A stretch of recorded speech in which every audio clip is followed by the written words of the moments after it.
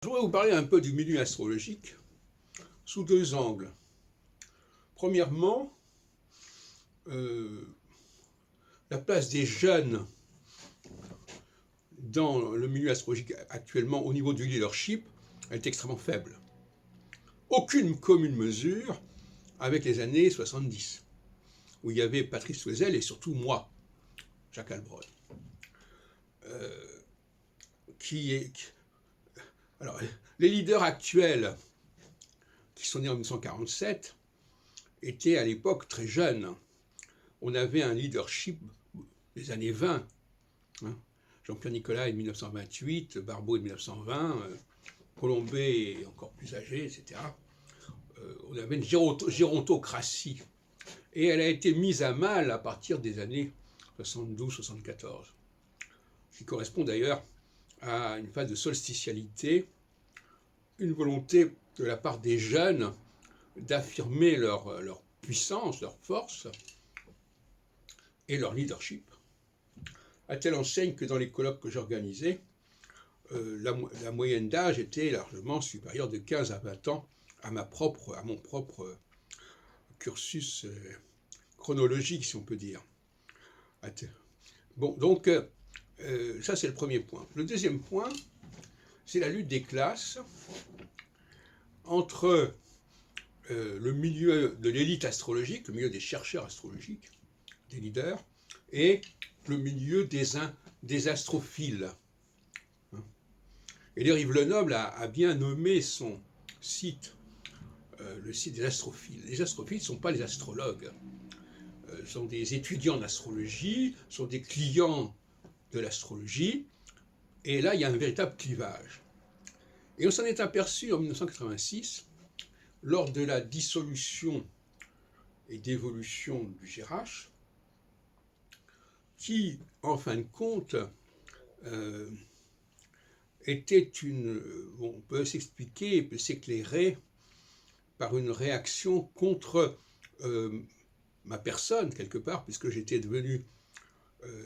été élu vice-président du GRH, avec la très grande majorité des voix, en avril 86, et puis ensuite à la démission de M. Loisel, qui avait été élu président, j'étais devenu le président par intérim.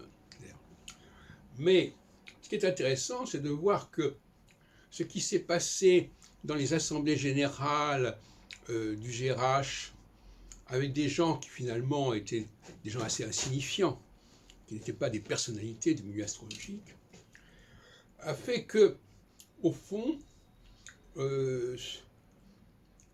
j'ai continué à organiser des colloques avec l'élite du milieu astrologique dès le mois de janvier 87, et que ce qui s'était passé dans les assemblées générales du GRH était complètement indifférent.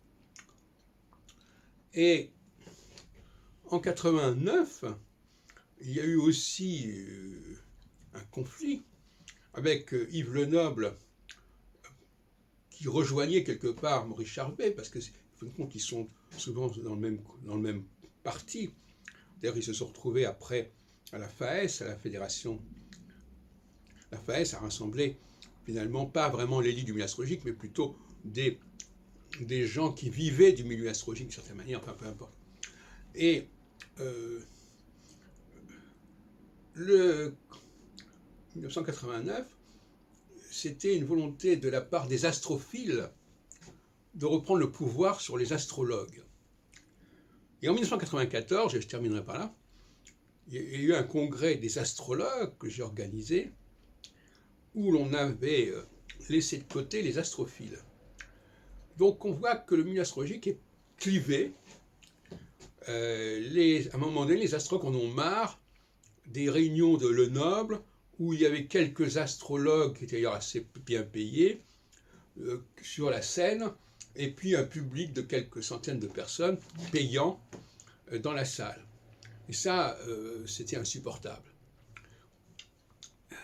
C'était insupportable au niveau de la lutte des classes, au niveau des clivages sociaux. Et on voit bien que le milieu astrologique est traversé par cette question-là. Les astrologues, les chercheurs, d'un côté, autour de ma personne, depuis depuis les années 70, et de l'autre côté, les astrophiles qui allaient au GRH, qui allaient avec Charvet, au CEDRA, qui allaient aux réunions de Lenoble. Et ce sont deux sociétés complètement différentes. Je l'ai encore montré dans une interview que j'ai faite hier avec un astrophile, pourquoi il s'intéresse à l'astrologie, quels sont les fantasmes. Non. Vous savez, quand on vient vers l'astrologie comme ça, on est dans le domaine du fantasme d'une certaine manière. Et les vrais astrologues, eux, ils sont beaucoup plus conscients des problèmes de l'astrologie, des questions qui ne sont pas résolues en astrologie.